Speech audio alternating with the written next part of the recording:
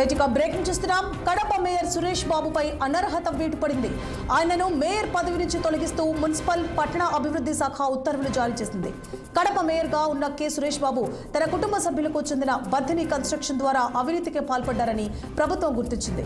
పదవిలో ఉన్న వ్యక్తులు వారి కుటుంబ సభ్యుల పేరిట స్థానిక సంస్థల పనులు చేపడితే అనర్హత వేటు పడుతుందని తెలిసినా కార్పొరేషన్లో పనులు చేపట్టారని ఎమ్మెల్యే మాధవి ఆరోపించారు.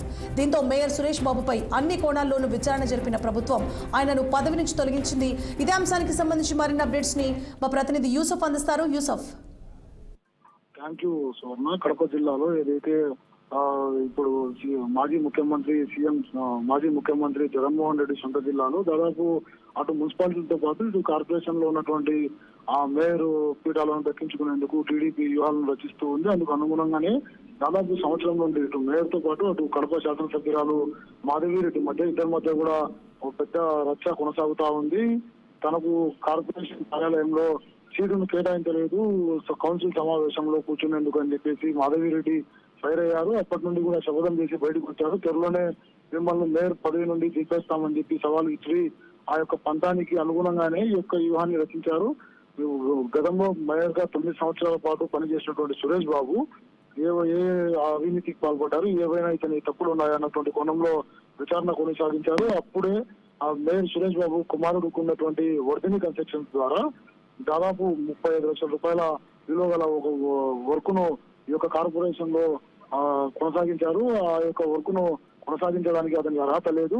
ఎందుకంటే మేయర్ కుమారుడు గాని మేయర్ బంధువులు గాని ఎవరే కూడా ప్రత్యక్షంగా కూడా ఇటువంటి వర్క్ పనులు చేపట్టకూడదని చెప్పేసి మున్సిపల్ యాక్ట్ నిబంధన ఉంది. ఆ యొక్క నిబంధన ద్వారా తీసుకొచ్చారు. పూర్తిగా ఇతనికి గత 3 నెలల క్రితమే షోకాజ్ నోటీసులు జారీ చేశారు. తర్వాత నిన్న మొన్న కడప మేయర్ కూడా వెళ్లి పూర్తిగా అటు మున్సిపల్ శాఖ ప్రధాన కార్యదర్శి వద్ద వివరణ ఇచ్చి వచ్చారు. వివరణ ఇచ్చి వచ్చినటువంటి 24 గంటల లోపే అతనిపై వేటుకు ప్రభుత్వం రంగం సిద్ధం చేసి నోటీసుతో పాటు అటు పూర్తిగా వేటు వేసినట్టు కూడా ప్రకటించింది. ఇప్పుడు మరో కోణంలో కూడా ఇప్పుడు సురేష్ బాబు కూడా న్యాయస్థానాన్ని ఆశ్రయించనున్నారు. గతంలో కూడా ఒకసారి న్యాయస్థానాన్ని ఆశ్రయించారు. ఇన్ని కూడా రాజకీయ కక్ష కోణంలోనే మాపై చర్యలు చేపడతా ఉన్నారు. వీటిని న్యాయస్థానంలో ఎదుర్కొంటామని చెప్పేసి అటు వైసీపీ శ్రేణులు అయితే తెలుపుతా ఉన్నాయి. ఇప్పుడు సురేష్ బాబు హైకోర్టును ఆశ్రయించారు. గతంలో ఒకసారి ఆశ్రయించినప్పుడు మీపై ఏదైనా చర్యలు ప్రభుత్వం తీసుకున్నట్లయితే ఆ తదుపరి ఆదేశాల కోసం మీరు మళ్ళీ కోర్టుకు రావచ్చు అని చెప్పేసి వెసులుబాటు ఇచ్చారు. ఇప్పుడు ఆ నేపథ్యంలోనే వైసీపీ శ్రేణులంతా కూడా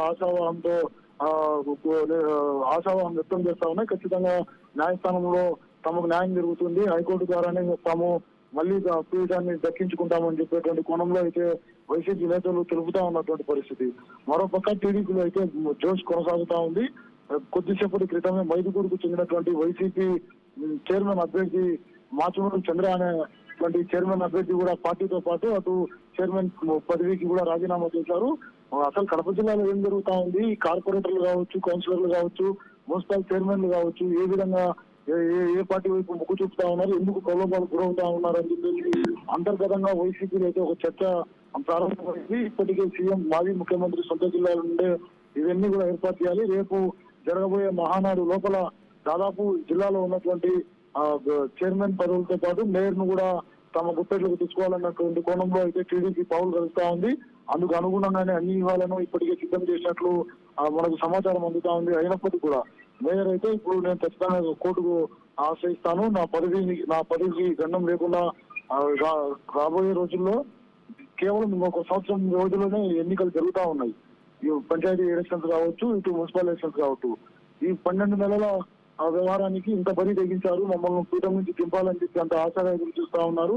కొయ్యొత్తులు పనుతా ఉన్నారు. మా యొక్క అభ్యర్థులను ప్రలోభాలకు గురి చేస్తా ఉన్నారు.